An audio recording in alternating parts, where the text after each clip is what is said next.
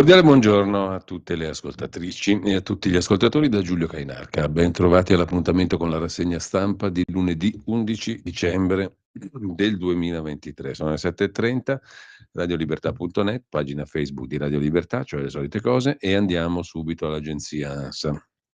Primo piano aperto sull'appello di Netanyahu a Hamas: è finita, non morite per Sinwar. Il leader di Hamas, il monito del portavoce delle brigate Al-Qassam su Ali Asira: nessun ostaggio tornerà in Israele senza trattative mirate. L'ONU osserva: a Gaza c'è l'inferno sulla terra. Il premier israeliano parla 50 minuti col presidente russo. Putin, scrive l'agenzia ANSA, è il titolo, o meglio l'argomento d'apertura. E sempre dalla prima pagina dell'agenzia ANSA: urto fra treni questa notte, circolazione ferma, cancellati alcuni regionali, regolare la circolazione sull'alta velocità. In Italia, tamponamento fra due treni appunto nel Ravennate, 17 feriti, disagi sulla linea risolti all'alba. L'incidente a Faenza. Il MES, ovvero il Fondo Salva Stati, parla il ministro Fitto, aspettiamo prima il Consiglio dell'Unione Europea, parla anche Riccardo Molinari, che sarà con noi alle ore 9 di stamani come tutti i lunedì per il cui Parlamento. Non lo discuteremo il 14 alla Camera. Il nuovo patto di stabilità intanto prende forma, le nuove regole europee, l'accordo più vicino, consegna del premio Nobel per la pace a Oslo, sedia vuota per l'attivista iraniana Narges Mohammadi, due figli gemelli hanno ritirato il premio, e poi il concerto di Natale in Senato con la Russa e Meloni, stand ovation per il capo dello Stato, un omaggio ai capolavori dell'opera lirica italiana con orchestra e coro della Fondazione Arena di Verona. La richiesta a Babbo Natale nella letterina di una bimba a Salerno: caro Babbo Natale, fai uscire mio zio dal coma. Questi i temi di primissimo piano dell'agenzia ANSA. Poi Berlusconi: in vendita alcune proprietà, non Arcore, lo hanno deciso i figli. E Biden: la più grande minaccia di Trump è alla democrazia degli Stati Uniti, ha detto il presidente attualmente in carica Joe Biden. Intesa europea per la legge sull'intelligenza artificiale, scrive ancora l'agenzia ANSA, e poi vediamo se ci sono altre notizie interessanti. Una sentenza di Cassazione: mani al collo della moglie, è tentato femminicidio anche senza ferite. Contano i potenziali contano i potenziali effetti dell'azione. Il padre di Giulia Cecchettin da Fazio in TV: spero che Filippo si renda conto, il perdono sarà difficile. Questa in realtà è una notizia vecchia, per cui lasciamo perdere l'ansia e andiamo a vedere le prime pagine dei quotidiani di oggi. Tensioni sul fondo salva stati è il titolo d'apertura del Corriere della Sera. La Lega fa sapere che il voto sul MES non arriverà in aula. Forza Italia è per il sì, le opposizioni parlano di pagliacciate. La partita europea, alleati divisi sul fondo salva stati, sul MES, meccanismo europeo di stabilità. Il ministro Fitto media, oggi riparte il confronto sulla manovra. In taglio alto c'è anche Milei, neopresidente argentino, si è insediato il 10. L'altro giorno, cioè ieri: non ci sono soldi, inevitabile uno shock, dice il neopresidente dell'Argentina. Intervista a Elish Line: fanno solo propaganda, ma qui è in gioco l'Italia. Questo governo fa propaganda ideologica, dice la segretaria del PD a Maria Teresa Meli sul Corriere della Sera. Per anni hanno vissuto di fake news sul MES, ora non sanno come uscirne, ma così stanno giocando con la credibilità internazionale dell'Italia. Parla anche Ignazio Benito Maria La Russa, presidente del Senato. Difendo Concia e anche i diritti, l'affettività nelle scuole, la bocciatura di Paola Concia come presidente componente del Comitato dei Garanti per l'affettività, le relazioni nelle scuole, tutte quelle bellissime cose. Su questi temi, dice La Russa: io sono stato sempre il più aperto di tutti nella destra, difendo Paola Concia, difendo i diritti civili, sono uno all'avanguardia. Sempre dalla prima pagina del Corriere della Sera: allarme a Gaza, ridotti alla fame, dura telefonata Netanyahu-Putin. E poi Tivoli, il rogo in ospedale, uccisi dal blackout, sotto accusa gli impianti. 3 pazienti l'altra notte hanno perso la vita durante il rogo dell'ospedale di Tivoli. Potrebbero essere morti non per il fumo ma per il blackout che ha tolto corrente ai macchinari ai quali erano attaccati, dicono i parenti, ora verità. Il procuratore esclude il dolo. Il data room di Milena Gabanelli e Simona Ravil sui minori nei tribunali, 110.000 gli arretrati, sofferenza sociale e psichica dei più giovani, causa danni irreparabili. Ma chi deve occuparsene? I tribunali per i minorenni non funzionano. In Italia sono 29, hanno circa 110.000 pendenze arretrate, mancano giudici e personale amministrativo. L'ultimo banco, la rubrica del lunedì dello scrittore insegnante Alessandro Daveni a proposito di minori. Un'idea di futuro è il titolo del pezzo di oggi. Ci sono molti che studiano fisica perché gli riesce facile, ma la fisica per loro è un mezzo per far soldi in altri ambiti. Io non sono così bravo, devo faticare, però non ho scelto la fisica per fare altro, ma per continuare a interrogarmi sul senso delle cose. Così mi ha detto, racconta Davenia, un alunno, un ex alunno, anzi che è venuto a trovarmi, raccontandomi di aver appena ottenuto un dottorato di ricerca in fisica teorica in una prestigiosa università internazionale, confidandomi il suo sogno per il futuro. Questo incontro mi ha dato una gioia particolare, vedere la luce di una vocazione in cui abbiamo creduto quando lui aveva 17-18 anni. Con questo bel racconto lasciamo la prima pagina del Corriere della Sera e andiamo al Fatto Quotidiano. Di Marco Travaglio apre con la frase sopra la testata, la frase che tutti i giorni incornicia appunto la testata del Fatto. Dopo mesi di balletti supercazzole, ora il nodo del MES viene al pettine. Forza Italia vuole dire sì all'Unione Europea, Lega e Fratelli d'Italia cercano l'ennesimo rinvio. Sovranisti a sovranità limitata, commenta il quotidiano di Travaglio. E il titolo principale però è un corpo a corpo, un'intervista con il generale Vannacci: se mi candido mi finanzio con il libro e con le donazioni. La gente mi chiede di andare avanti. Così a pagina 2 Daniela Ranieri intervista il generale Roberto Vannacci. Abbiamo letto il best seller del generale, ci è venuta in mente una frase della psicologia delle folle di Le Bon. Le folle non hanno mai avuto sete di verità, preferiscono deificare l'errore, se questo le seduce. Chi sa illuderle può facilmente ergersi a paladino e signore delle folle. Chi la pensa come Vannacci, scrive l'intervistatrice del Fatto, Daniela Ranieri, appunto, crede che l'errore deificato dalle folle sia il mix di multiculturalismo, buonismo, minaccia gay, fluidità di genere, ecoansia, i terroambientalisti, le femministe che sbraitano perché si sentono sopraffatte dagli uomini. Altri, tra cui noi, pensano che signore delle folle possa diventare chiunque le illuda che esista una dittatura delle minoranze e che, eradicando il politicamente corretto, tutto filerà liscio, senza intaccare i rapporti di forza, anzi rafforzandoli, alimentando la cultura dominante. Preliminarmente, scrive Ranieri, chi dice che il libro di Vannacci è una sequela di sconcezze da semi-analfabeta, evidentemente non lo ha letto. Pur propagandando idee di destra con tratti trampiani, non è affatto lo sproloquio di un parà in libera uscita. Parimenti non crediamo al generale quando dice di averlo scritto nei ritagli di tempo. Il libro è molto curato, scritto in un italiano quasi impeccabile, e l'autore argomenta le sue tesi con dati e punti di vista nitidi ancorché parziali, talvolta con sagacia. Un prodotto tutt'altro che ingenuo, non pedissequo allo Zeitgeist, allo spirito del tempo, ma adesso astutamente contiguo. Ha venduto 230.000 copie in formato cartaceo, ma si stima che circa 800.000 copie girino col PDF craccato, dice lo stesso Vannacci al Fatto Quotidiano. Una buona fetta della società credo si ritrovi in quello che esprimo. Quando vado in giro molte persone si vengono a complimentare, mi dicono di andare avanti. Persone di tutti i tipi, umili, benestanti, ex militari, operai. La maggioranza discriminata dalle minoranze che cercano di prevaricarla, spiega ancora Vannacci al Fatto Quotidiano.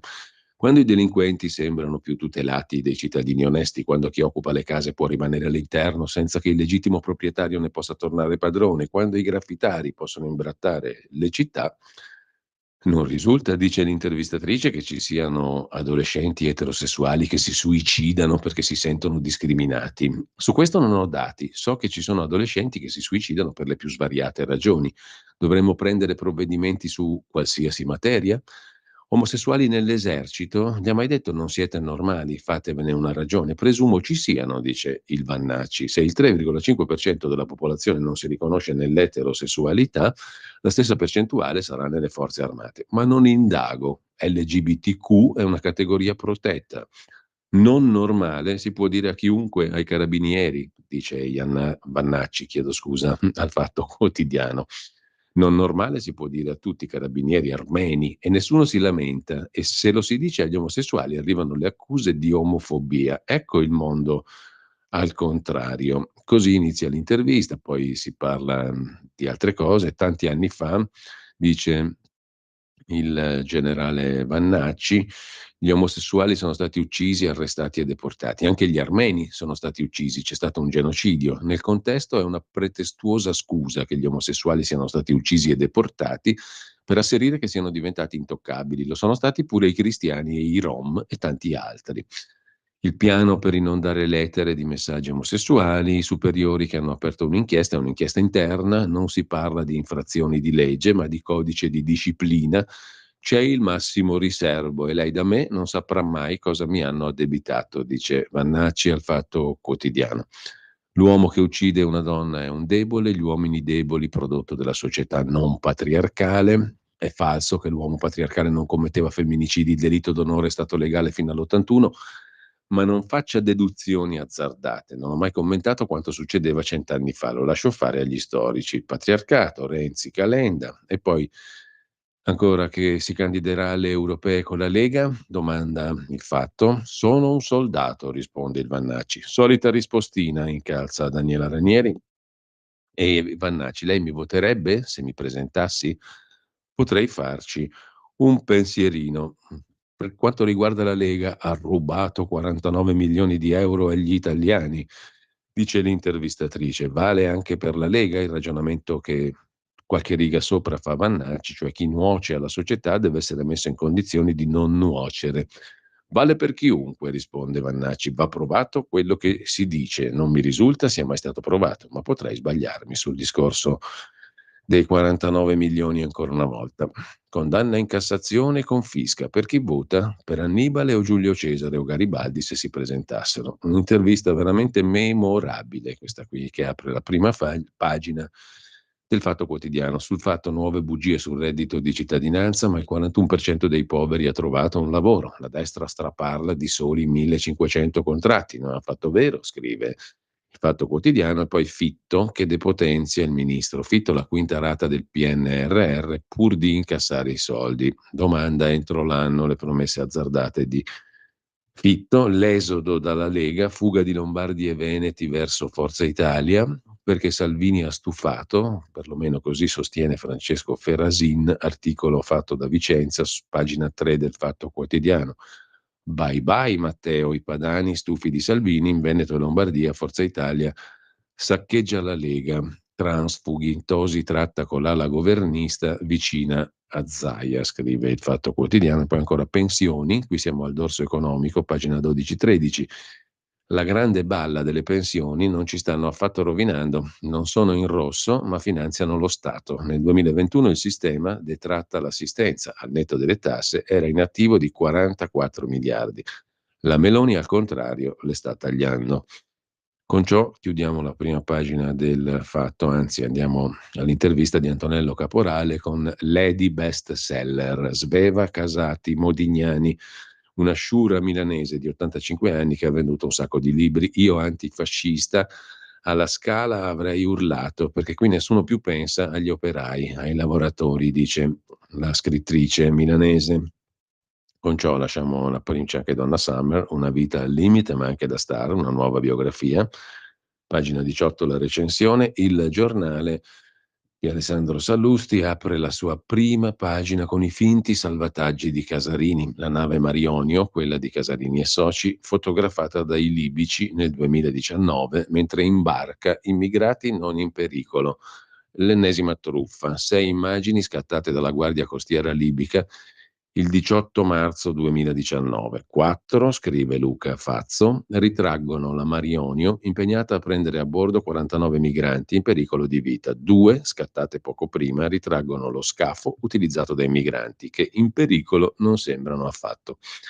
Mentre c'è l'Annibale di colore che fa infuriare i tunisini. Denzel Washington interpreta Annibale e scoppia la polemica. Cosa curiosa, qualche giornale oggi ne parla, il giornale la mette in prima pagina col commento di Massimiliano Parente. Un'indignazione woke, politicamente corretta. L'Annibale nero fa infuriare i tunisini.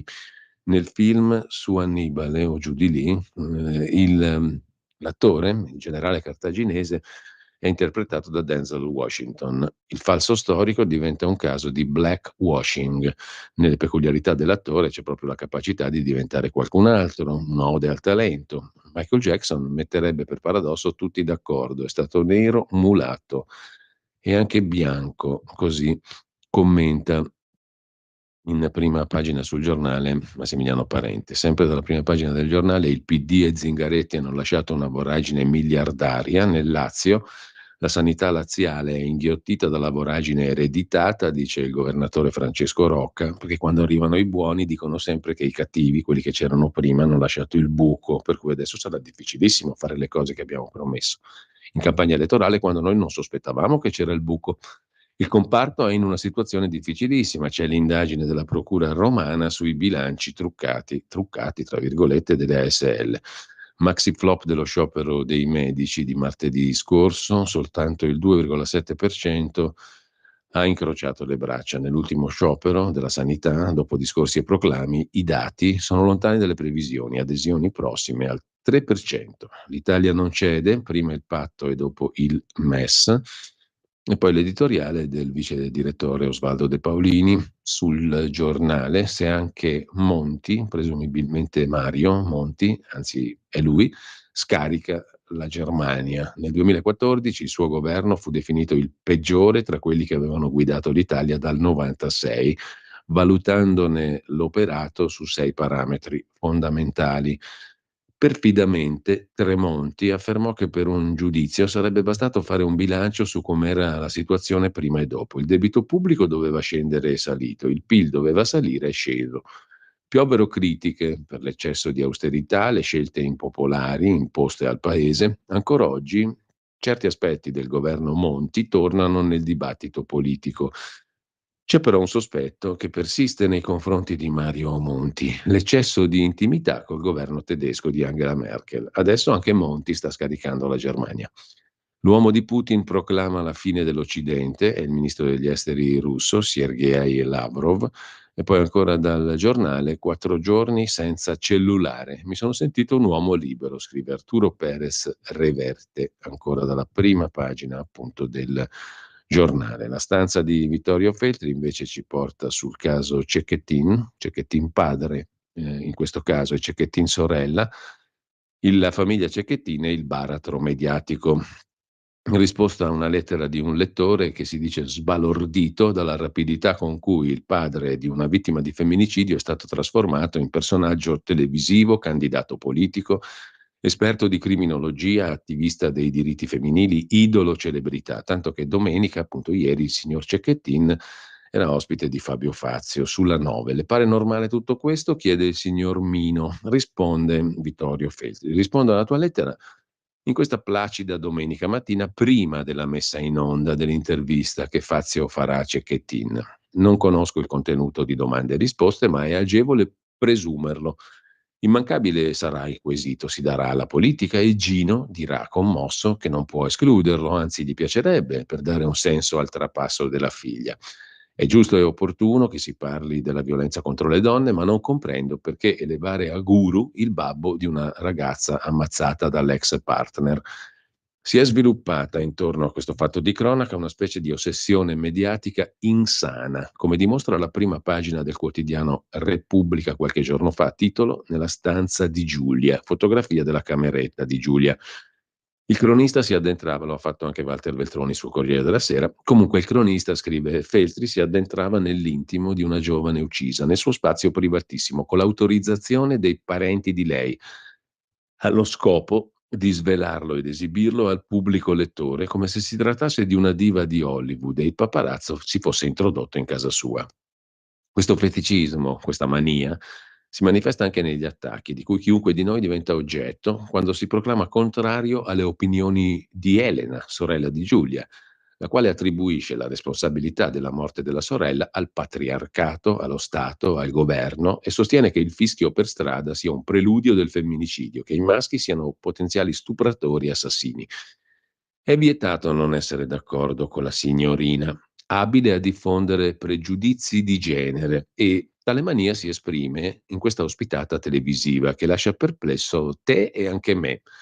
Lungi da me, scrive Vittorio Feltri, l'intenzione di giudicare un uomo sofferente che ha patito una perdita terribile, eppure non posso fare a meno di notare che i componenti di questa famiglia hanno dato prova di una straordinaria capacità di fare da subito di un lutto un'occasione per cambiare vita e carriera, per reinventarsi, per proporsi, per candidarsi alla copertura di ruoli attinenti alla politica, allo scopo, così sottolinea Gino, di non dimenticare Giulia.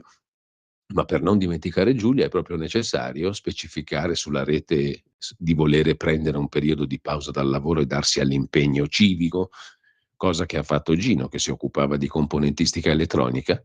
Di sicuro, conclude Feltri, i media hanno aiutato i familiari di Giulia a divenire vere e proprie star.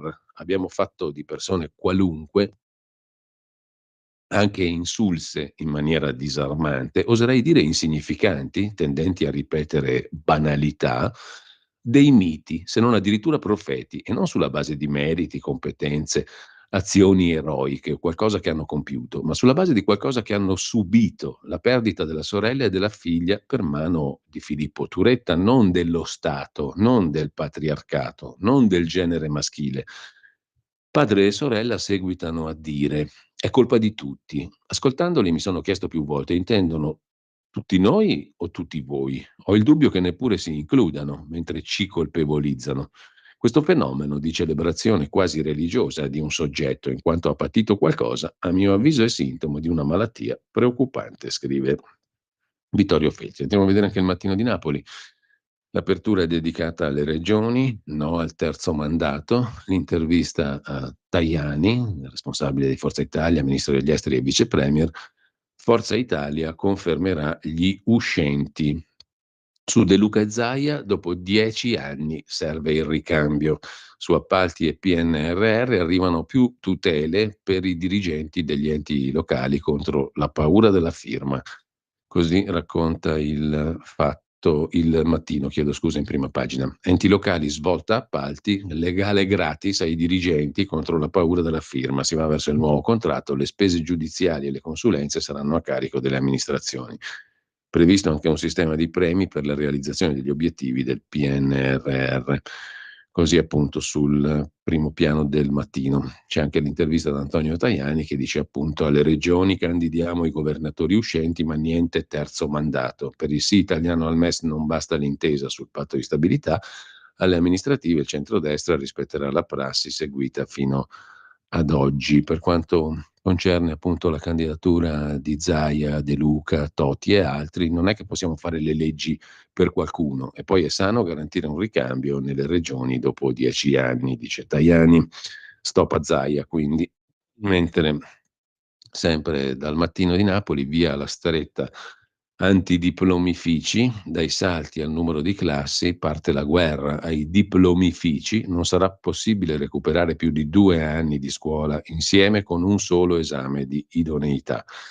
Il Ministero dell'Istruzione e del Merito, Valditara, poi alle 9.30 sentiremo ciò che Valditara, il Ministro, ha detto in commissione d'inchiesta sul femminicidio, proprio recentemente, qualche giorno fa. Il Ministero dell'Istruzione e del Merito prepara la stretta contro quelle scuole paritarie che rilasciano i diplomi facili. Dice il ministro Valditara: stiamo lavorando a misure che evitino il riprodursi di storture nel sistema. Mentre per la cronaca, dalla prima pagina del Mattino, a Mondragone, nascosto nel baule il corpo di un'anziana morta da un mese. La 77enne viveva con una figlia, l'occultamento forse per conservare la pensione. Concetta Infante, 77enne, sarebbe morta da almeno un mese. Il corpo è in avanzato stato di decomposizione, trovato chiuso in un baule. a fare la scoperta una figlia della donna che abitava a Mondragone con un'altra figlia. Su di lei si concentrano le indagini, tra le ipotesi il nascondimento del cadavere della mamma per continuare a riscuotere la pensione, mentre a Napoli c'è un patto fra pubblici ministeri e comune per blindare le piazze, per tutelare le aree monumentali. Però lasciamo il mattino, andiamo al Tempo di Roma. L'Italia che frena sul MES, niente ricatti dall'Unione Europea, la maggioranza fa quadrato sul Fondo Salva Stati, priorità al patto di stabilità, Forza Fratelli d'Italia, anzi prende tempo, e per la Lega ci sono altre urgenze, nessuna firma in settimana. Sulle pensioni, bollette e sicurezza, la manovra entra nel vivo, via libera entro fine anno, scrive ancora il quotidiano romano. Elly Schlein si incarta sulle alleanze per inseguire i grillini, e poi l'inchiesta di Report ieri sera sul deputato del PD Zan che fa business con le feste LGBT. Lo vedremo dopo. A chiudere, ospedale di Tivoli fuori norma, l'ospedale è andato in fiamme, non aveva le certificazioni antincendio. Dal Tempo passiamo alla prima pagina di Repubblica. Apertura sul clima, blocco di Russia e Iran alla conferenza COP28, l'uscita dai combustibili fossili accende lo scontro al summit sul clima a Dubai. Mosca e Teheran sono contrarie all'intesa con l'ok dell'Arabia Saudita.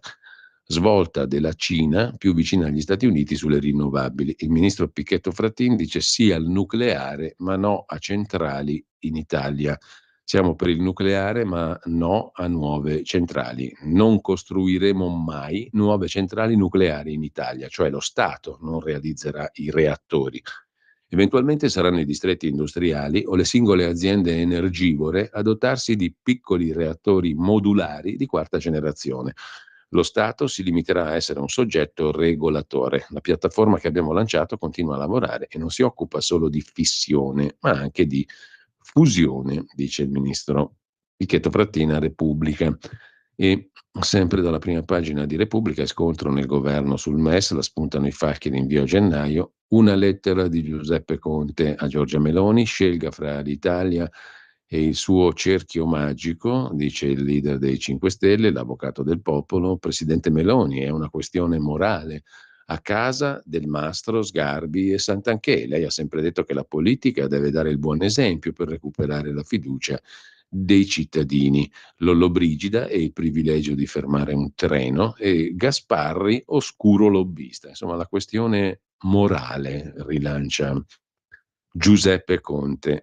A centro pagina Netanyahu, gelo con Putin, grave il patto con Hamas, una dura telefonata tra il premier israeliano e il presidente Putin per criticare l'alleanza russa con l'Iran. E mentre il ministro degli esteri di Mosca, Lavrov, attacca l'Occidente, Sinwar, l'inventore dell'attacco di Hamas del 7 ottobre contro Israele, è fuggito nella zona sud della striscia di Gaza.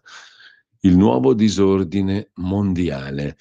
È il titolo del commento dell'ex direttore di Repubblica, Ezio Mauro. Al cinema Annibale è nero e la Tunisia attacca Netflix. A pagina 25 anche Repubblica si occupa di questo caso di politicamente corretto posto dai tunisini. La Tunisia contro Netflix per il ruolo nel film a Denzel Washington. Il paese, a lungo modello di tolleranza, ora è ostaggio di un clima razzista.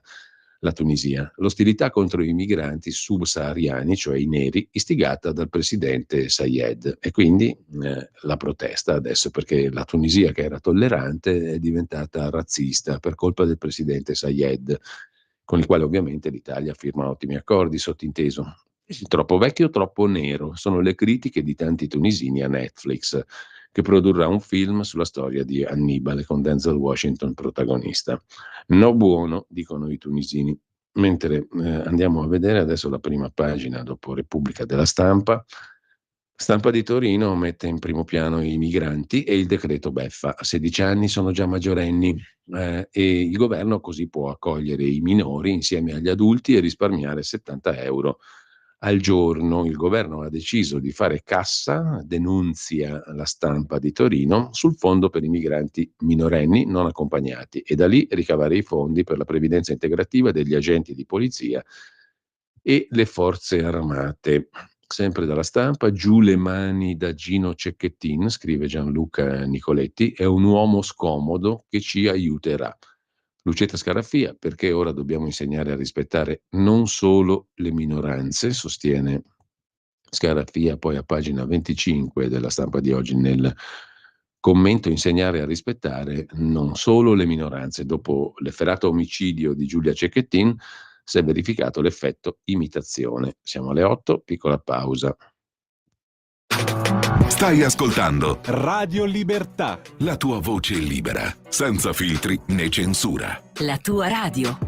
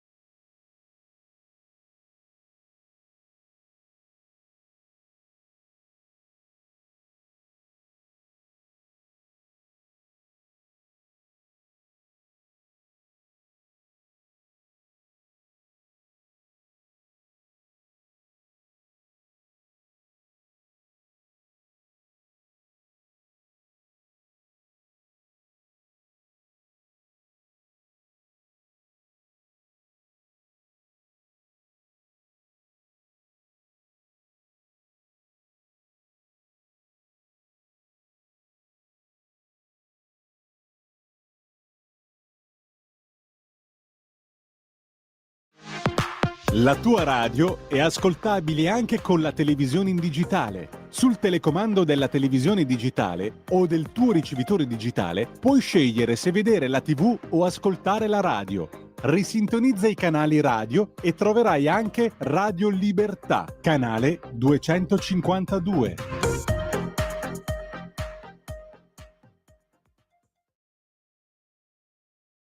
E allora rieccoci in onda. Cade a proposito il tango di Carlos Gardel, nasceva oggi in Argentina, a Buenos Aires, nel 1890, e cade a proposito perché si è appena insediato il presidente Milei in Argentina. Si sono appena tenute le elezioni presidenziali poche settimane fa. Torniamo a noi, torniamo al pezzo di Lucetta Scarafia: insegnare a rispettare non solo le minoranze, nella pagina dei commenti della Stampa di Torino. Si susseguono violenze e femminicidi, l'effetto imitazione dopo l'omicidio Cecchettin, in alcuni casi collegati al delitto di Giulia dallo stesso colpevole. È un fenomeno più volte presentatosi nella società mediatica: le denunce, le manifestazioni di solidarietà alle vittime, la ricerca dei metodi per frenare questa o quella violenza si rovesciano nel contrario. Troppo spesso tutti i discorsi, manifestazioni, condanne suscitati dai femminicidi, come succede per le continue condanne dell'antisemitismo, servono a favorire la diffusione degli uni e dell'altro. Non solo continuiamo a praticare il voyeurismo nei confronti dell'ultimo delitto con effetto imitativo, ma non tentiamo neanche di spiegarci le ragioni di questo effetto paradossale. Forse c'è una mutazione decisiva prodottasi nelle nostre società. Sembra esserci, sempre più difficile, più estraneo culturalmente, condividere una morale universale, obblighi e divieti fondati nei confronti di chiunque, di qualsiasi essere umano. La crisi di questa morale si manifesta nella pratica per cui da anni, nell'arena pubblica, la richiesta di rispetto umano, la difesa della dignità dovute a ogni essere umano vengono declinate per categorie ritenute fragili, meritevoli di protezione: i gay, gli handicappati, le donne, gli immigrati, gli ebrei. Categorie considerate vittime o possibili vittime di violenza e discriminazione, perciò bisognose di protezione. Questo è vero, questo bisogno è reale, ma ciò non toglie, osserva Scalafia, che questa categorizzazione, legata al contesto sociale, intrisa di un connotato ideologico, risulti priva di quel valore sul quale necessariamente si fonda l'universalizzazione della morale. In questo modo, nella quotidianità della vita sociale, finisce per accadere che il rispetto dovuto a tutti gli esseri umani venga presentato come obbligatorio se esercitato nei confronti delle vittime o di categorie che sanno presentarsi come tali e non già come un valore assoluto, in quanto tale, come un obbligo a cui si è tenuti verso ogni essere umano, indipendentemente dal suo statuto storico-ideologico.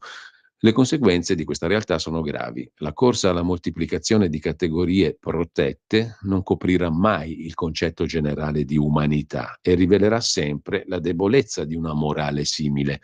Chiunque, tra l'altro, può sentirsi più vittima delle vittime e quindi sentirsi autorizzato a farsi giustizia da solo. In un gran numero di casi anche i violenti contro le donne si sentono, naturalmente a torto, vittime del rifiuto delle donne stesse e in questo cercare giustificazione per le loro malefatte. Questo tipo di morale per categorie, esposto anche alle ideologie e alle mode, non poggia su fondamenta profonde, condivise, cioè su quella inviolabile dignità di ogni essere umano, che da sola basta a giustificare la difesa di ogni tipo di vittima.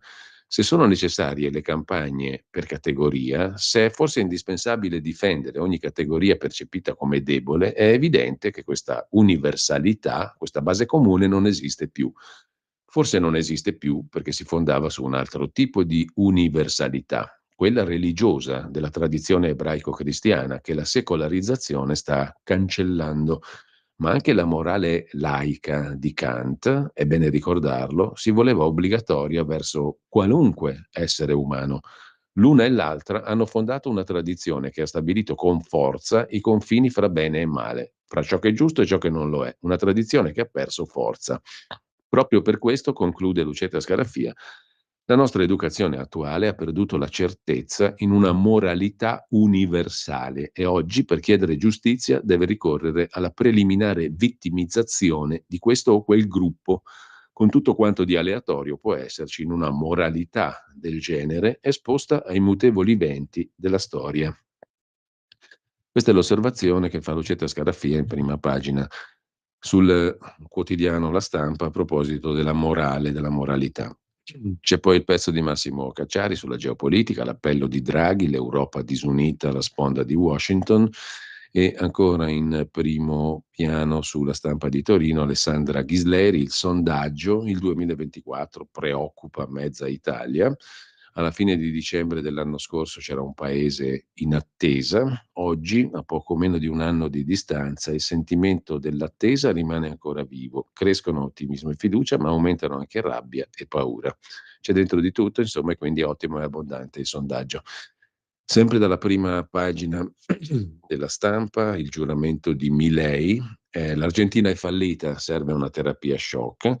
L'hanno chiamato populista, ma difficile definire così, scrive Emiliano Guanella, un presidente che nel suo primo discorso promette al popolo una stagione di grandi sofferenze e sacrifici. Anche in questo Javier Milei rappresenta una novità per un'Argentina alle prese con la più grave crisi economica e politica degli ultimi 20 anni. Appena ricevuta la banda presidenziale da una stizzita Cristina Kirchner, sua nemica politica, Milei ha rotto la tradizione che impone di parlare al Parlamento e si è diretto alla folla fuori del Palazzo del Congresso, dal palco. Oggi inizia una nuova era, ha detto il neopresidente. E poi a chiudere l'inchiesta di Paolo Baroni sul carissimo Natale, aerei, treni, regali, cenoni, i rincari sotto l'albero di Natale, 19% in più per gli addobbi natalizi, 10% l'aumento medio dei prezzi in più. i regali di ultima generazione più 14, prodotti alimentari più 12%, più poveri, più indebitati, ma si spende e si spande, scrive Chiara Saraceno, come diceva Berlusconi, insomma, una volta, anche se i due sono su barricate ideologiche, anzi erano perché uno è defunto, opposte. L'inflazione è scesa un poco, ma i prezzi di aerei e alberghi per il periodo natalizio sono esplosi come mai prima, superando anche i prezzi pre-Covid-19. Ci sono i poveri, gli indebitati, ma qua si spende e si spande, scrive La Stampa di Torino. Dalla Stampa passiamo alla Verità di Maurizio Belpietro, da Sumaoro fino alla Mezzola, infiltrati politici di Casarini e compagnia. Il famoso prete Don Mattia Ferrari, quello della nave di Casarini, assieme a Sanders e a Varoufakis, leader politici internazionali, contro Frontex, l'Agenzia Europea dei Confini. Il pressing su Bruxelles, Mediterranea che aveva contatti a Malta tramite il vescovo Sciclun, legami con ministri e con l'attuale presidente, mentre con Abu, sponsorizzato in Vaticano, lottavano per fermare i decreti sicurezza.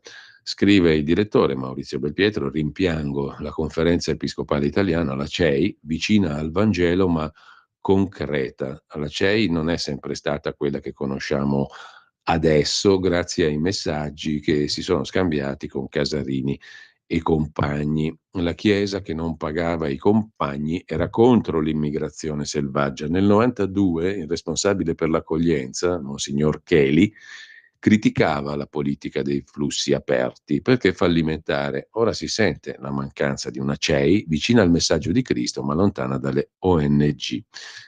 E sempre dalla prima pagina della Verità la foto di Gino Cecchettin, commentato da Carlo Cambi, basta parlare da uomo a uomo, Fabio Fazio usa Cecchettin per incolparci tutti di patriarcato. Il pezzo di Carlo Cambi è appunto a pagina 5, Fazio usa la tragedia dei Cecchettin per accusare tutti di patriarcato. Il papà di Giulia, ospite sul 9, dice creerò una fondazione per l'impegno civico.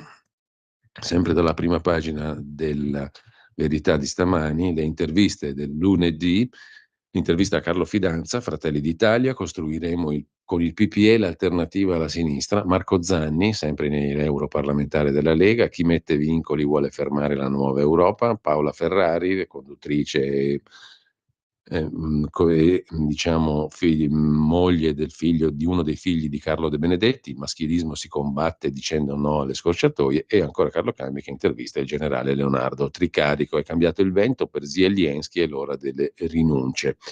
Intanto la Lega fa slittare il MES, sminato il ricatto europeo, scrive ancora la Verità in prima pagina. Giorgetti ha ributtato la palla del salva stati all'aula, il capogruppo Molinari osserva ci sono altre priorità, se ne parlerà nel 24, così il governo si concentra sul patto di stabilità. Forza Italia chiede la ratifica, invece serve per trattare, scrive la Verità riassumendo la posizione di Forza Italia che dice dobbiamo approvare sostanzialmente il patto di stabilità per trattare, o meglio il MES per trattare. Comunque, al di là di questo, troppi uomini vanno in carcere per stupro anche se innocenti. Laura Della Pasqua intervista a Gabriele Magno, associazione articolo 643, che si occupa di mala giustizia. In tribunale c'è uno squilibrio e l'onere della prova è invertito, senza contare i casi che finiscono sui quotidiani. Se spari ai ladri prendi 17 anni, se uccidi la fidanzata 18, ma con i permessi premio vai fuori molto prima. In questo caso non stupisce che i Battisti dopo 5 anni punti già a uscire. L'associazione Articolo 643, l'oggetto dell'indagine di Laura Della Pasqua, il focus sull'incertezza del diritto alle pagine 7 e 8 della Verità. Giustizia impazzita, spari ai ladri, prendi 17 anni, uccidi la fidanzata, te ne danno 18, ma coi permessi vai fuori molto prima e le femministe tacciono. In questo caos non stupisce che il terrorista Battisti, dopo 5 anni, punti già a uscire. E poi parla l'avvocato Gabriele Magno, presidente dell'associazione Articolo 643, che si occupa di errori giudiziari. Troppi uomini vanno in carcere per stupro anche se innocenti. L'avvocato dell'associazione dice che in tribunale c'è squilibrio e l'onere della prova è invertito. Sempre dalla prima pagina della Verità, cosa c'è ancora di interessante? La tradizione del presepe che compie 800 anni fa ancora paura. un atto vandalico contro il presepe al giorno, la cartolina di Mario Giordano a Valditara. Caro Valditara, che ne pensa ogni tanto di puntare sul merito? Poi Silvana De Mari, scripta manent, dobbiamo tutelare i padri da chi li rieduca. Andiamo a vedere anche la prima pagina di Libero.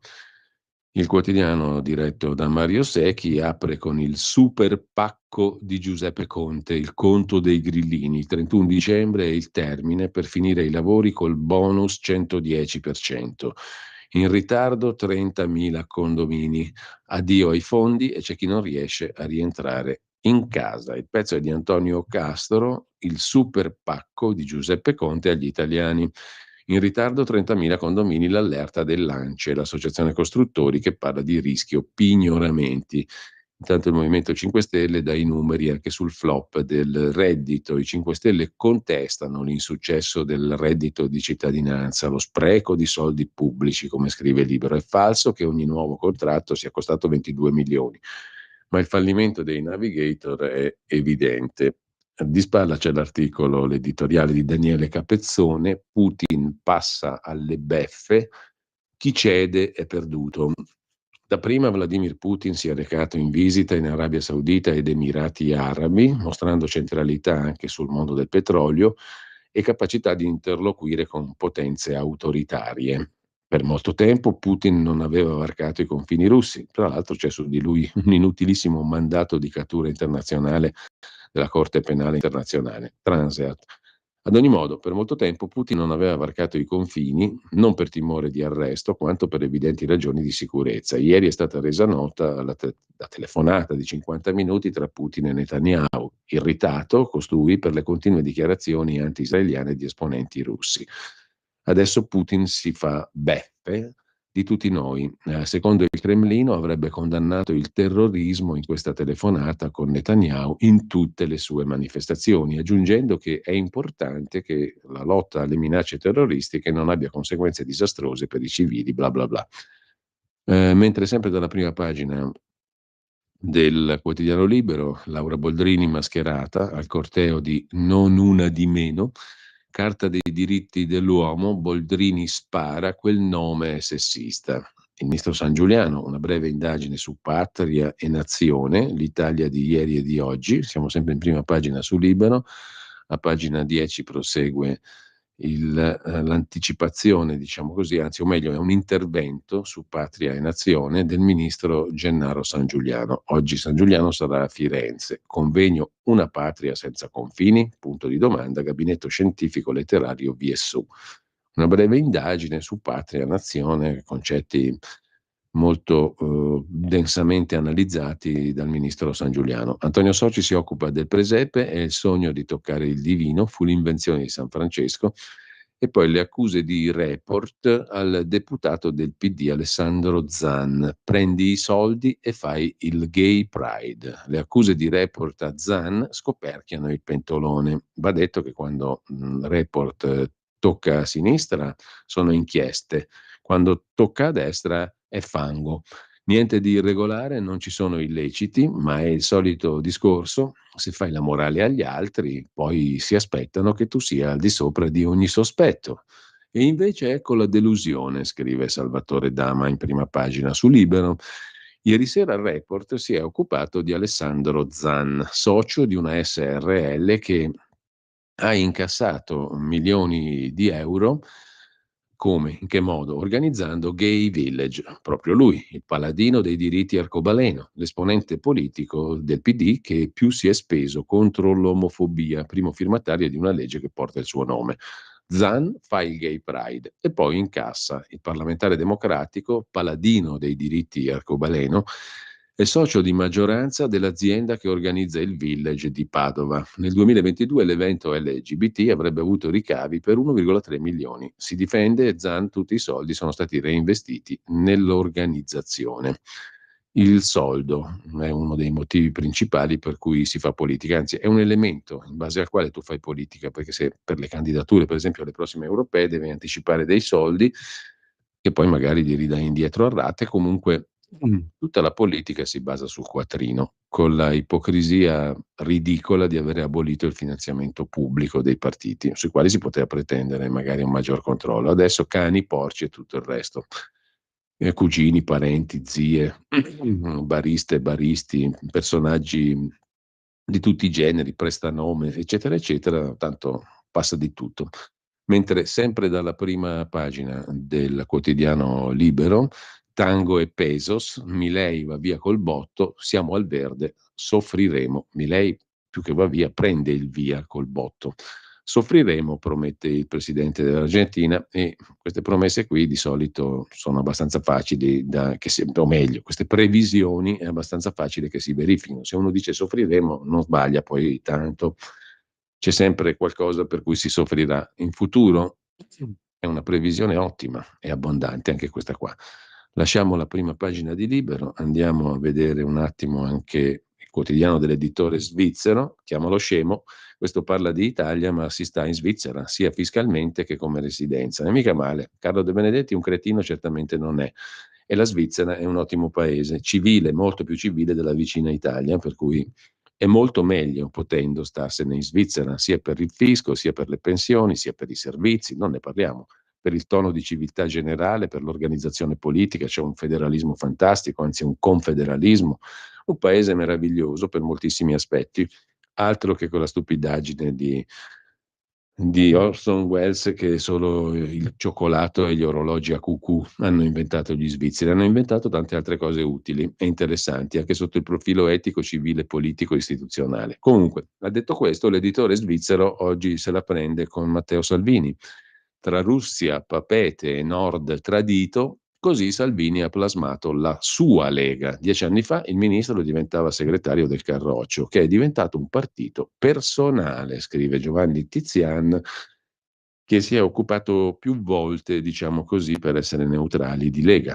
Il Sole 24 Ore del lunedì apre con le società di capitali che hanno presentato i bilanci 2020-22, crescono i ricavi ma crescono anche le tasse, pensa un po', il valore della produzione argina l'aumento dei costi. E poi c'è l'assegno unico più robusto da gennaio, il sostegno alle famiglie. Nel 2024 aumenteranno gli importi dell'assegno unico che quest'anno ha raggiunto 5,59 milioni di famiglie con un totale di 8,89 milioni di figli a carico. Come stabilito dal decreto legislativo 230 del 21 che disciplina questo assegno unico, la misura universale di sostegno alle famiglie, l'ammontare destinato ai genitori va adeguato ogni anno al costo della vita. Oggi gli importi dell'assegno unico variano dalla quota minima di circa 54 euro al mese a quella massima di 189,2 per ogni figlio. Applicando il tasso del 5,4% già deciso per le pensioni, l'importo minimo salirà a 57,2 euro, quello massimo a 199,4. Nel frattempo, sulla misura pesa l'infrazione Unione Europea e il governo sta cercando di difendere il requisito dei 2 anni di residenza, così sul Sole 24 Ore di oggi. Dal Sole 24 Ore adesso torniamo brevemente di nuovo alle prime, non alle prime pagine, ma agli articoli degni di nota dei quotidiani di oggi. Ci passiamo sopra un attimo, sono una quarantina di pagine che abbiamo estrapolato per la nostra rassegna stampa. Cominciamo dunque ad approfondire la questione del fronte del MES.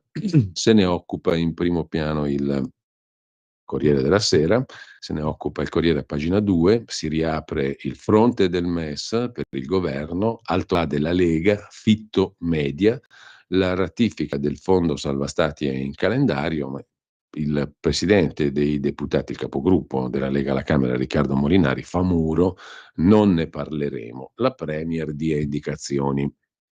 Nella settimana parlamentare che si apre oggi e che ci commenterà tra poco alle 9 Riccardo Molinari, si incunea la ratifica del MES che è all'ordine del giorno dei lavori della Camera giovedì 14, un tema sul quale si riaccende lo scontro maggioranza-opposizione ma anche dentro il governo.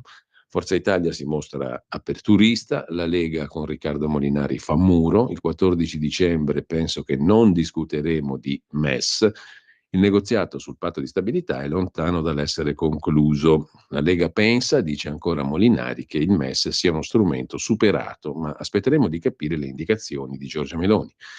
Più brutale lo stop di Claudio Borghi: piuttosto che ratificare il MES, mi taglio una mano. Il ministro agli affari europei, Fitto, media. Il MES è un pezzo di un ragionamento più ampio. Il Consiglio europeo, il Consiglio dell'Unione Europea deve affrontare le modifiche del bilancio e dossier rilevantissimi. Abbiamo la trattativa sul patto di stabilità, le cose vanno raccordate, una discussione deve tener conto di queste due cose. Si profila insomma un nuovo rinvio.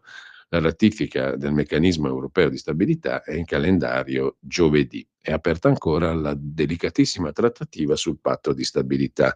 A parlare di questione nelle mani del Parlamento, che deciderà il 14, era stato lo stesso ministro dell'economia Giancarlo Giorgetti.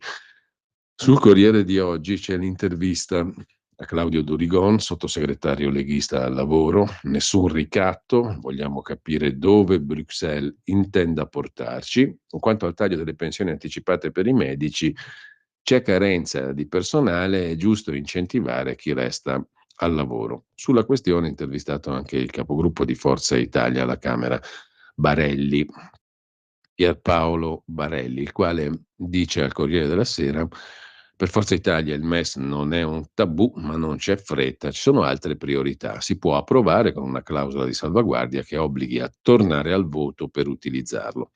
Sulla questione c'è poi, in forma di retroscena, come al solito, per poter dire liberamente anche cose di scarso fondamento, l'articolo di Marco Galluzzo, pagina 3 del Corriere della Sera. Meloni è pronta a dire sì al MES, ma prima vuole risposte sul bilancio europeo, sul patto e i fondi per i migranti, i confronti con Berlino, l'universo mondo, brevi cenni sull'universo europeo. Sul Corriere c'è anche una pagina dedicata alle pensioni, siamo a pagina 6, le novità della riforma, le regole e i tagli per l'uscita. Eliminata la riduzione dell'assegno di vecchiaia per medici e infermieri, ma resta per chi si ritira prima.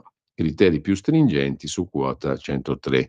La riforma del governo punta a 21 miliardi di risparmi netti nei prossimi 20 anni. Insomma, chi è interessato deve studiare un po' come si applica la riforma, tenendo conto che non è ancora stata approvata la finanziaria. In ogni caso, scuola e educazione, invece, altro tema di primo piano del Corriere di oggi. L'educazione alle relazioni affettive, eccetera. Valditara vuole andare avanti, ma la Lega attacca ancora la nomina di Paola Concia, un boomerang. Scoppia il caso degli istituti tecnici. Giovedì il ministro dell'istruzione emerito, Valditara, non emerito, dell'istruzione e del merito, Giuseppe Valditara, ha nominato una commissione di garanti per il progetto Educazione alle relazioni. La nomina di Paola Concia, una delle 3 donne scelte dal ministro per l'organismo, per il commissione di garanti, per il progetto di educare alle relazioni, eccetera, eccetera, ha suscitato la dura reazione della Lega, Fratelli d'Italia e Pro Vita. Così Valditara ha fatto marcia indietro. Le 3 garanti sono persone che mettono la propria faccia sul progetto Educazione alle relazioni. Le decisioni le prendo io e non loro. Con queste parole, inutilmente, il ministro Valditara aveva spiegato ai compagni di partito e di governo la scelta. Non è bastato. La nomina di Paola Concia, attivista LGBTQ, ex parlamentare del PD, come coordinatrice, non ha passato il vaglio dei partiti di maggioranza, Lega, Fratelli d'Italia, eccetera, e quindi il ministro è stato costretto alla retromarcia. Con il capogruppo alla Camera, Riccardo Molinari, la Lega attacca ancora. La proposta di Paola Concia, l'educazione e le relazioni nella scuola, era un boomerang. Il fatto di non prevedere un vero ruolo operativo per le garanti permette al progetto di andare avanti anche senza di loro. Intanto sul tavolo di Valditara una nuova grana, scrive il Corriere della Sera. Il 7 dicembre il CSPI, organo consultivo del Ministero dell'Istruzione, ha bocciato la sperimentazione degli istituti tecnici in 4 anni, uno dei cavalli di battaglia del ministro per il prossimo anno scolastico. Valditara ha deciso di andare avanti comunque e lo stesso giorno nelle mail dei dirigenti scolastici è arrivato l'avviso di attivare i nuovi percorsi. C'è anche Ignazio Benito Maria La Russa, che presidente del Senato, che Viene intervistato dal Corriere della Sera sulla sua amicizia con Paola Concia. Nella destra da sempre sono il più aperto di tutti. La commissione saltata, forse andava spiegata meglio, dice il presidente del Senato al Corriere della Sera. Regalai una rosa anche alla neoeletta Vladimir Luxuria. Non tollero che qualcuno sia additato per ciò che è. Il Corriere della Sera poi si occupa ancora di Zan, che ha una società privata per gestire il Pride di Padova, e anche di Michela Di Biase, che è la consorte o compagna dell'ex ministro Franceschini, uno dei potenti del PD. Per lei, Michela Di Biase, appunto, un'altra società privata di consulenza alle società per la certificazione della parità di genere. Sono due deputati del PD finiti nel mirino di Report su Rai 3 ieri sera. Report non contesta di aver violato la legge, ma piuttosto opportunità politica, conflitti di interesse. Ognuno dei due deputati, Zan e Di Biase, ognuno dei due ha fondato la propria società su temi che sono di interesse prioritario della propria attività politica: i diritti LGBT per Zan, la parità di genere per Michela Di Biase. Ci fermiamo per qualche minuto. Stai ascoltando Radio Libertà. la tua voce libera, senza filtri né censura. La tua radio.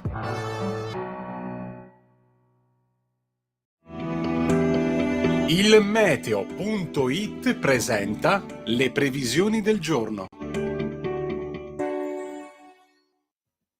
Moderata alta pressione sull'Italia, con tempo prevalentemente stabile ma con sole poco diffuso.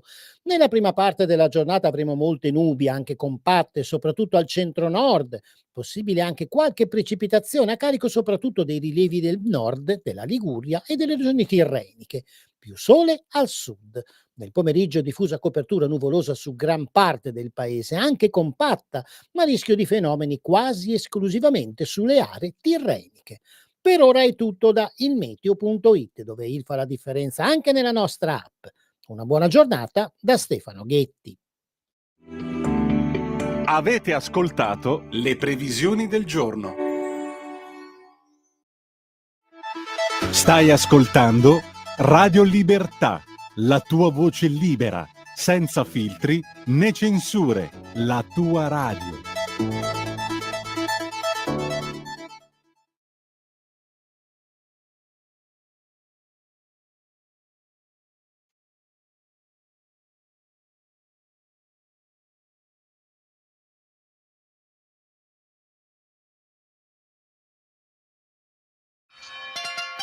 Buon Natale, buone feste da tutto lo staff di Radio Libertà, la tua radio.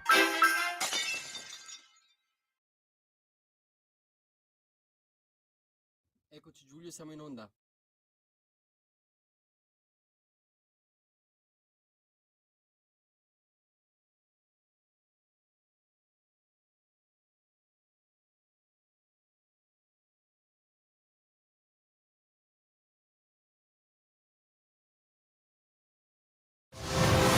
C'è un equilibrio tra tutte le cose. Luce e ombra. Bene e male. Non ci saranno più regole. Il popolo si sta sollevando. Se quell'equilibrio viene turbato, l'universo lo corregge. Ogni sabato, ore 16, ogni domenica, ore 14, il grande cinema, Movie Time, con Vincent. Il mondo ha di nuovo bisogno di te, della tua magia. L'intrattenimento, l'azione, l'avventura. Movie Time, la magia del cinema. Dentro l'ignoto. Quella è la destinazione. Radio Libertà, vi aspettiamo. Direi che siamo alla resa dei conti.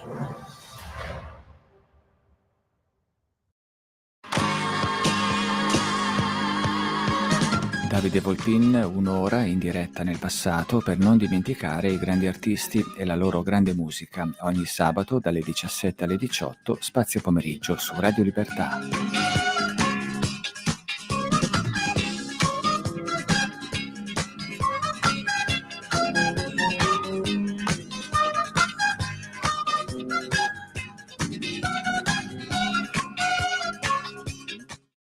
Un nuovo modo per sostenere la tua radio. Visita radiolibertà.net. Ti basta un click e potrai versare il tuo contributo volontario direttamente online. Potrai donare con ogni tipo di carta di credito, anche prepagata. Ti aspettiamo online su radiolibertà.net. Sostieni la tua radio con il tuo contributo volontario. Radio Libertà. La tua radio. Diamo voce alla nostra gente.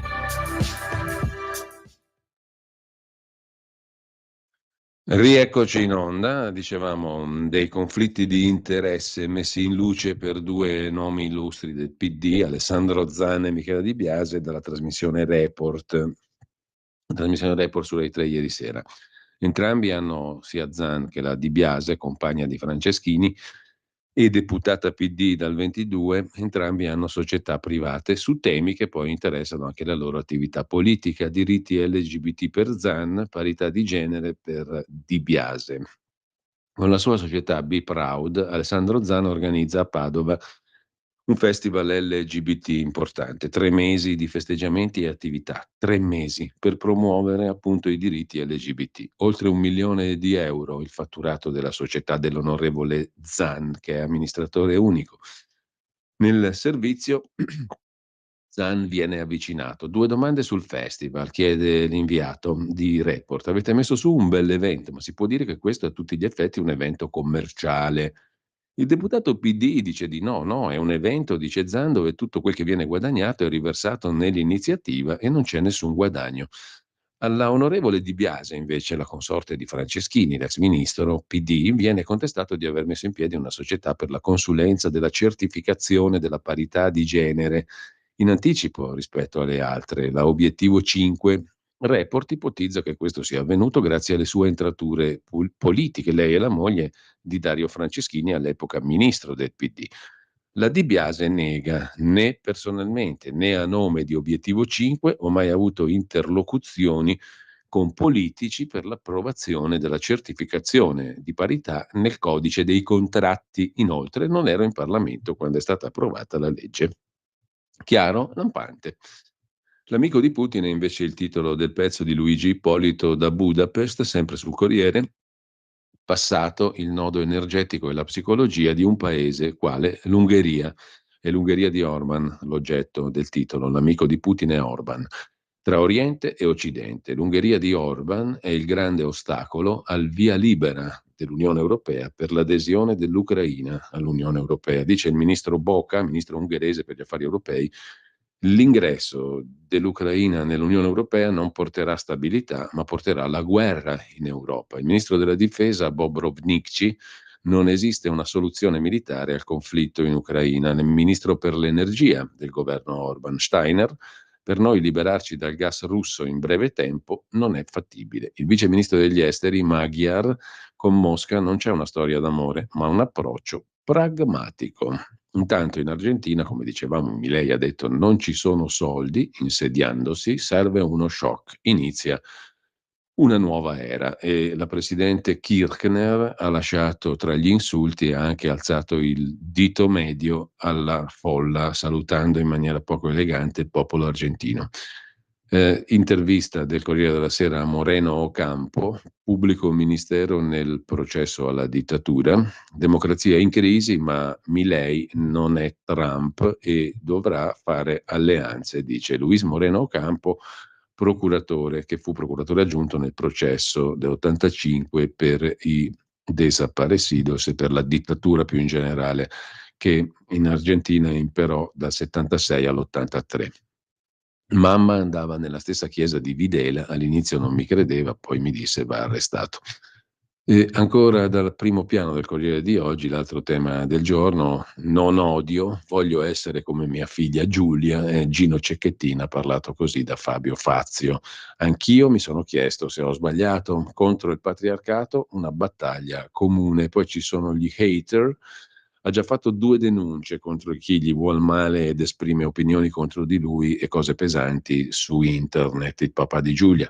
L'appello, invito i maschi a dire ti amo alle compagne, alle mogli, non ti voglio bene, ti amo, ditelo spesso. E poi ha ringraziato Zaia e il ministro Valditara perché gli permettono di andare nelle scuole a diffondere il suo messaggio. Intanto sul Corriere della Sera va citato ancora il data room, l'intera pagina 23 di Milena Gabanelli e Simona Ravizza dedicata al destino dei bambini, che è appeso agli arretrati. Nei 29 tribunali per i minorenni ci sono quasi 110.000 pendenze. Giudici e personale amministrativo sono sotto organico. Come viene condizionato il futuro di chi ha più bisogno? Numeri, tabelle, procedimenti pendenti, appunto, li trovate in Tribunale dei minorenni a pagina 23 del Corriere. Corriere della Sera si occupa anche di altri numeri, gli stipendi record a Piazza Affari, e Mike Manley, l'ex amministratore della Fiat Chrysler, il più pagato dell'anno scorso, 51,2 milioni di entrate al lordo delle tasse.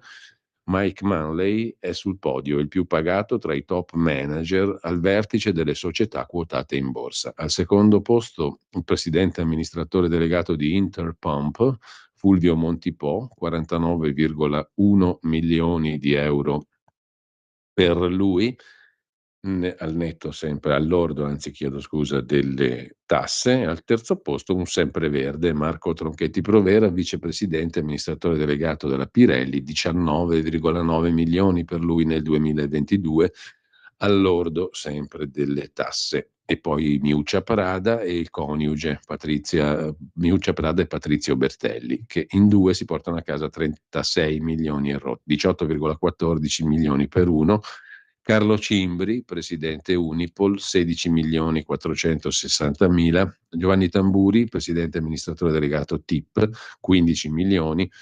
Carlo Tavares, amministratore delegato attuale di Stellantis, 14,9 milioni di euro. La buona uscita probabilmente ha fatto sì che l'ex amministratore di Fiat Chrysler, Mike Manley, avesse questa entrata record nel 22 di 51 milioni. Lasciamo queste cifre pazzesche, vi segnalo, se volete una roba divertente è l'aggettivo sbagliato, ma comunque questa qui è anche Milano, è anche l'Italia, una nottata di Elvira Serra, raccontata da Elvira Serra alla discoteca Red Room di Milano, discoteca gestita da Marco Dell'Utri, che è il figlio del senatore di Forza Italia Marcello Dell'Utri, fondatore di Forza Italia, che ben conoscete tutti. A darci il benvenuto è Antonio Coppola, per conto del proprietario Marco Dell'Utri, che gestisce la Red Room, la discoteca per adulti, accanto alla stazione centrale di Milano. Si fuma tranquillamente, ballerini, spacchi, bottiglie, un professore di fisica che dice giuro non mi drogo, ma ci sono geishe, cioè puttane detto in soldoni, e amori fulminei. Vieni dietro la tenda rossa, caro ragazzo, la festa nella disco per adulti con il chirurgo dei VIP, bla bla bla. Insomma, la Milano che uno si immagina quando si pensa a feste, festini, discoteche e cose di quel genere. Mentre lasciamo il Corriere della Sera, andiamo, no, questo l'abbiamo già visto, sul Fatto Quotidiano l'intervista al generale Vannacci e poi il discorso di Salvini che viene abbandonato in Veneto e Lombardia. Forza Italia saccheggia la Lega, è il titolo del pezzo sulla campagna acquisti, bye bye Matteo Salvini.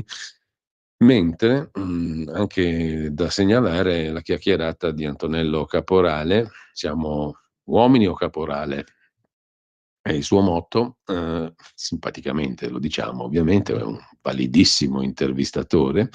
A pagina 6 del Fatto Quotidiano oggi l'intervista è a Sveva Casati Modignani, che in realtà si chiama Bice Cairati, è nata nel 1938 a Milano, è stata giornalista, nell'81 ha pubblicato il suo primo romanzo scritto insieme al marito Nullo Cantaroni, con cui conia il celebre nome Sveva Casati Modignani, che la rende appunto famosa. All'inizio di questa carriera ha venduto 13 milioni di copie dei suoi romanzi.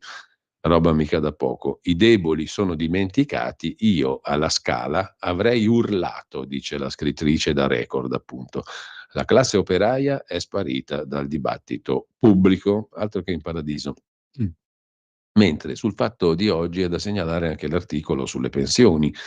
Non è vero che sono in rosso, le pensioni finanziano lo Stato, il sistema detratta l'assistenza e al netto delle tasse, scrive Marco Palombi, nel 2021 era inattivo per 44 miliardi. Non è certo un settore su cui incidere.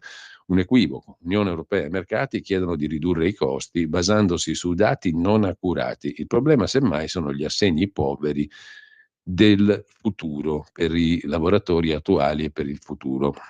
Non avranno pensioni povere. La spesa reale in previdenza nel 2021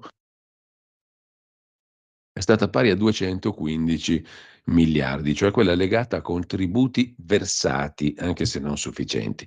198 miliardi le entrate contributive sempre nel 21, depurate della quota legata all'assistenza.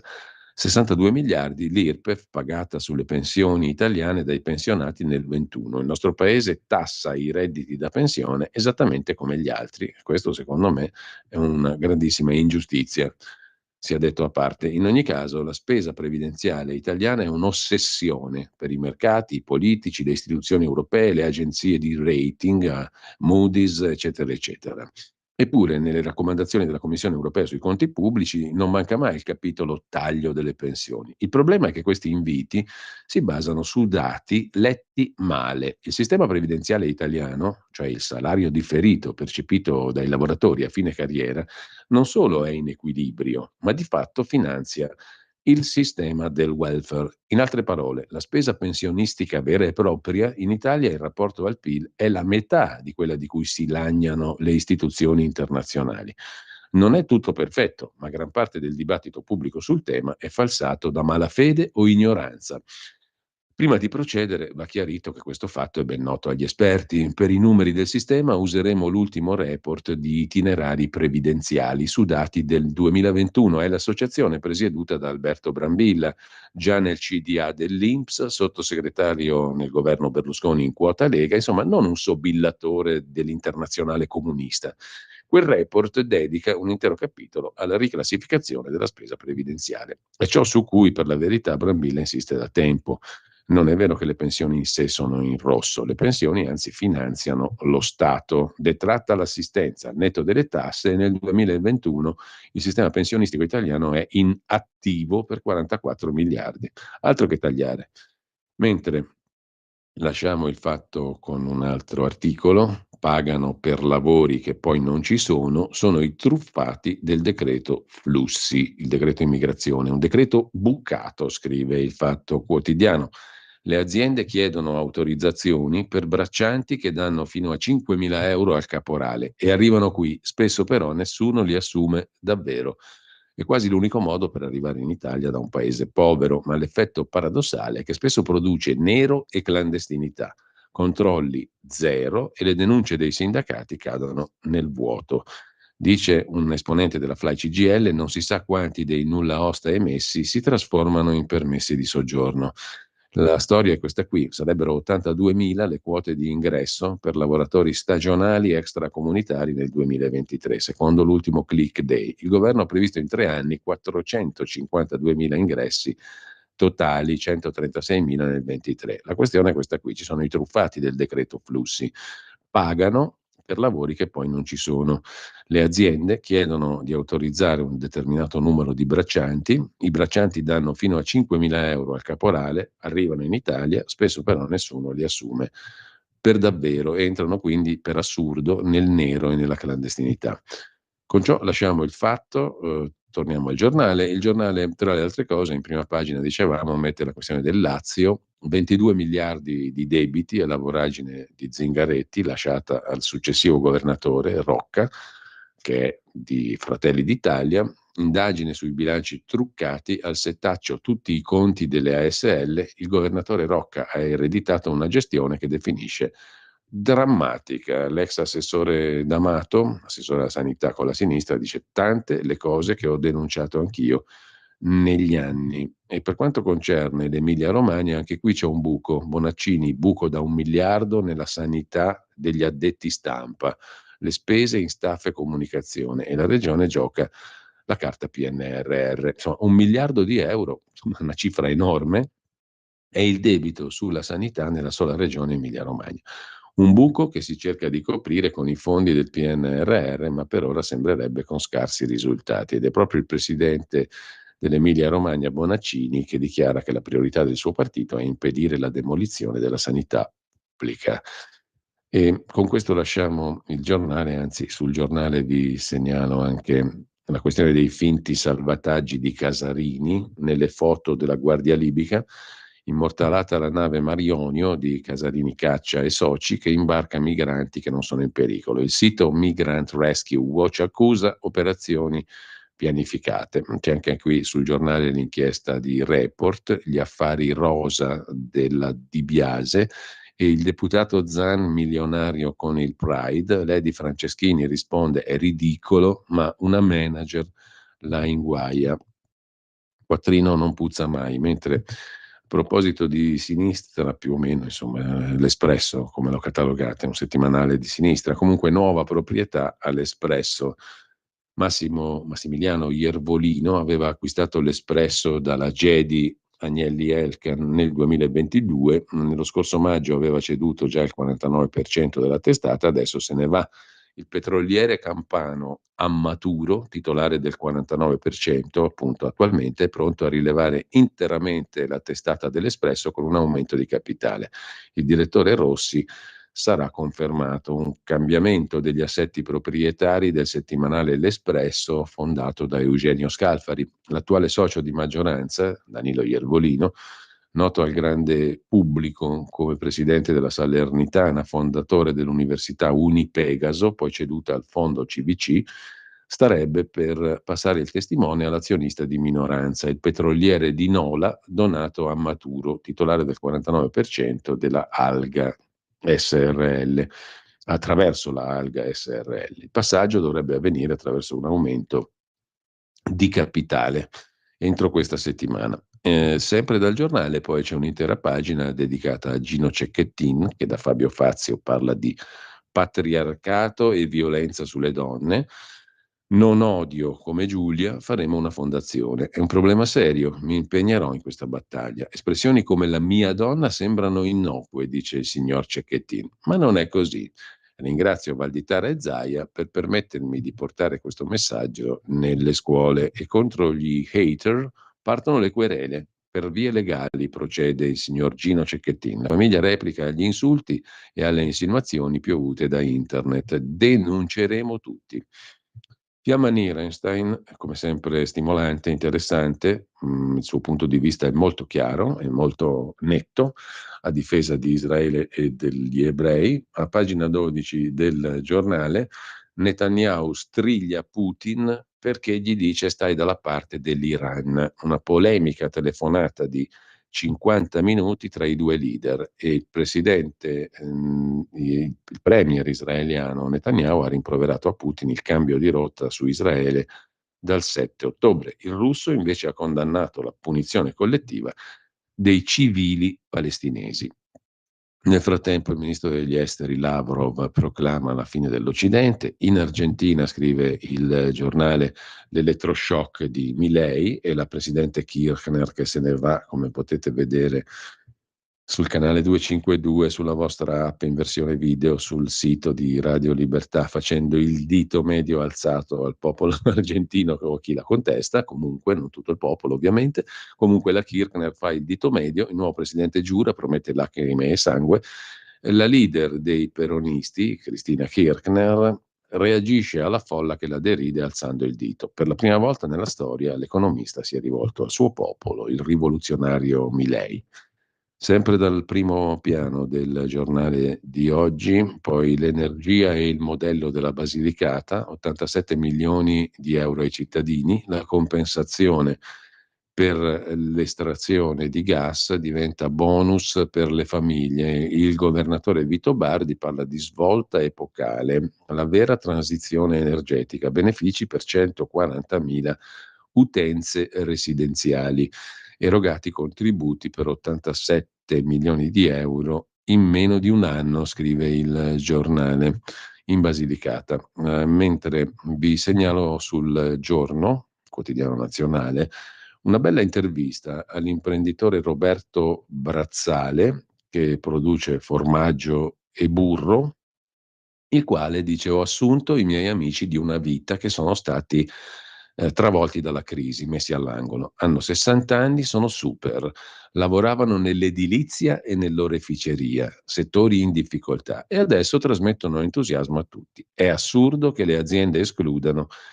chi non è più giovane. Ogni mattina alle 10 prendiamo il caffè assieme come a scuola, siamo amici dall'adolescenza. Non si può immaginare quanto sia bello, dice Roberto Brazzale, 61 anni, imprenditore da Tiene, Vicenza.